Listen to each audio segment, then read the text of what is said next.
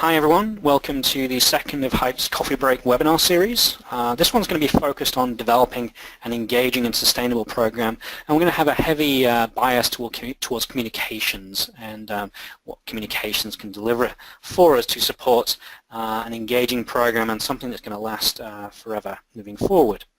So those of you who don't know me, I'm Colin Nelson, Director of Enterprise Innovation here at Hype, which is the consulting, people and process part of the Hype organization. So for those of you who saw the last session focused on getting the most out of your innovation management software, we're going to build upon some of those principles, and we're going to talk about engagement and sustainability from this comms perspective. As you can see, this is the second of 5, so look out for future coffee break webinars coming forward. So let's put some context around this. Communications has a really important role when it comes to driving engagement. Almost all engagement is a result of some form of communications, be those soft viral communications coming from your peers, or whether it's formal top-down communications coming from management. What we need to be aware of is simply by putting some software in place doesn't mean that people are going to use it. It doesn't mean people are going to share in the way that we hope and collaborate and work together in the way that we expect. So we need to think about what activities really do drive engagement. So the first of those is to create a buzz.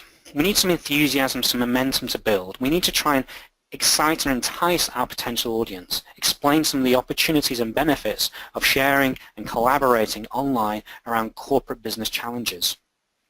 We need to make sure that the program stands out from other things and it's not just seen as another new initiative.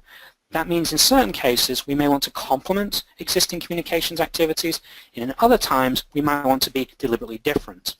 We need a good mix of both viral and traditional communications, both the peer-to-peer communications where you hear from your colleagues that this is something that's worth joining in on and getting involved with, but also having some corporate top-down support from leadership and management so you know it's okay and you know it's something that can be considered to be part of the day job. We need to be aware that innovation has many different meanings. It's an incredibly subjective word. Many invitees may not understand what it is we're trying to achieve by getting people to share and collaborate online. So we may need to define the purpose of the program. We may need to consider whether innovation is the right hook to hang this program. We may need to define our terms and explain to people how to get involved and why it's important. So organizations use lots of different techniques, maybe it's webinars where they're briefing on a particular topic, or town hall meetings, or other face-to-face activities to brief people about what this is all about, what we're trying to achieve, and what their role is in the overall purpose. Any face-to-face activity is always useful. It's really meaningful. People can ignore the odd email or poster, whereas if you're in their meeting and you're explaining to them what you're trying to do, it's a much more engaging technique. However, we also need to just demonstrate the corporate mandate. We need to explain that senior leadership have a desire to get more out of the enterprise, to get people working together irrespective of where they are in the world and what their specialities are to help the organization solve its business problems and meet those interesting, exciting innovation opportunities. So we need senior management to endorse and encourage people. We need them to advocate getting involved. We need them to also encourage the middle management group to engage and to encourage their teams to support this. Now, some invitees may not be happy to join in unless they have local, credible management support from their division. So we need to think about how can we get that middle management layer, often perceived to be the clay layer for change management programs, to actually support and encourage their teams that this is a useful part of the day job, when perhaps their employees are not measured on key KPIs associated with corporate innovation. We need to be aware that many people stand on the sidelines. They'll watch and see. They'll look to see if this is really being taken seriously and if meaningful actions are being taken as a result of getting involved in the program. Embrace those watchers. Be aware that they're the next group of people that you can bring on board to participate, to share and collaborate. So don't be worried about the fact lots of people stood on the sidelines. They just need to see success stories and full momentum. So we need to issue some information at the end of every innovation activity, be that an innovation campaign or a new concept being launched, and give them progress reports. Explain to all of those people that were invited to join in what we've achieved, what the next action is. And time after time, if you're seeing those messages, you can see that there's forward momentum building, then your movement from a watcher to an active participant is likely to increase.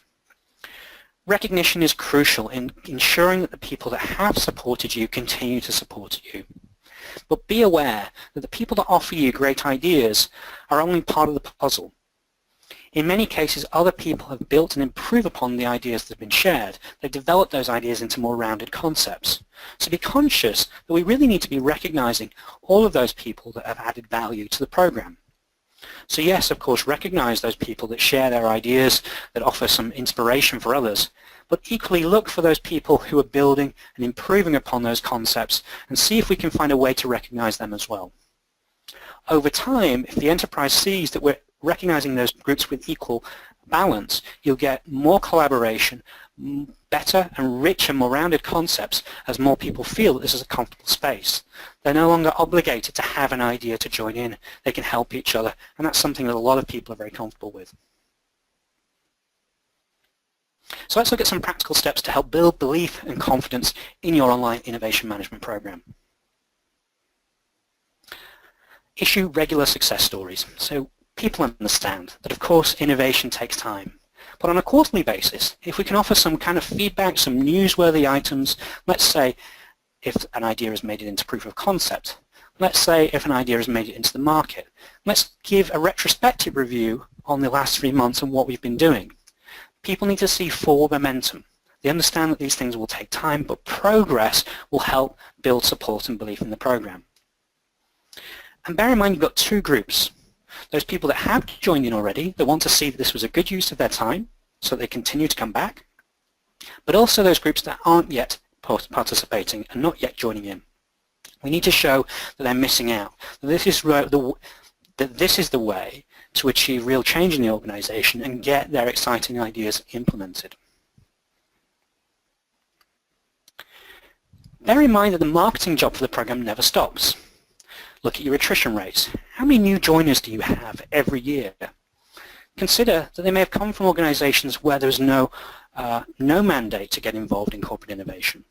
Consider how we're going to encourage them to get involved and explain to them their role in this puzzle, especially when they may well be a little bit cautious about sharing what they've got to a large enterprise, most of whom they will do not know.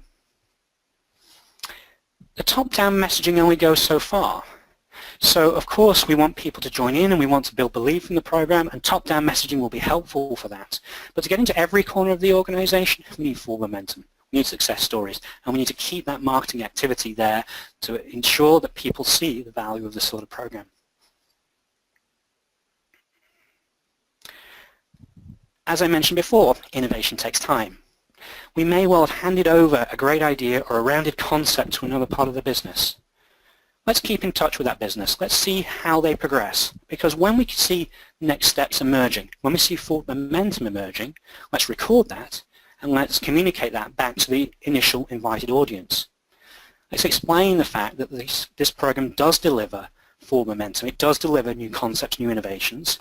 But unless we keep in touch with those programs that are perhaps long forgotten by some, but still working on the results of the innovation activities we may have done some time ago, of course it's hard to illustrate the fact that this has a long-term vision and it's supporting that longer-term transformation for the organization.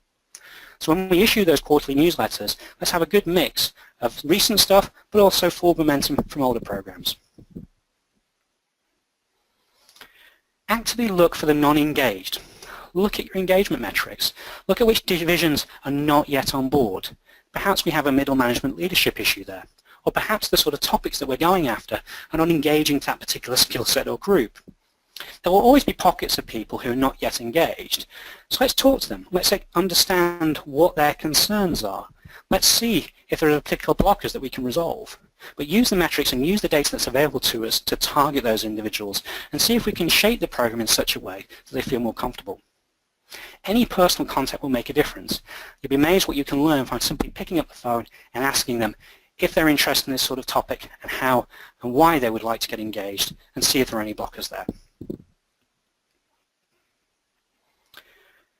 Rigorous feedback and review. We need to monitor things. We need to give people feedback at the end of each individual innovation activity. It doesn't need to be grand, but it does need to be precise. What did we set out to achieve? What process have we been through, and what are the next steps? Ideas and concepts need to be evaluated and judgments made before we actually communicate what those next steps are. People understand there needs to be some rigor of process around their decision making, and we're seeking out the best ideas and the best concepts to move them forward. So think carefully about allocating review teams in advance, making sure time is in their schedule so they can process the content that's received, and that will give you that ability to give people feedback on the process, if not the end outcomes, which of course will come later. So just to summarize, the highest performing programs rigorously focus on communications. This is crucial in developing a sustainable program and building belief in the success of the program. Don't be frightened to reshape your plans depending on what you learn from the feedback and the participation. We need to think crawl, walk, run. And there may well be certain topics that we choose to go after tactically to build engagement within a particular group so we can leverage that engagement for the more strategic ambitions we have later on. Remember that the innovation topics that we choose will have a big bearing on who joins in, and also the credibility of the sponsors and senior people out there will also help motivate people to spare their time and share and collaborate. So I hope this has been interesting to you. Thanks for spending the time. The second of the 5 coffee break webinars. Look out for number 3 soon.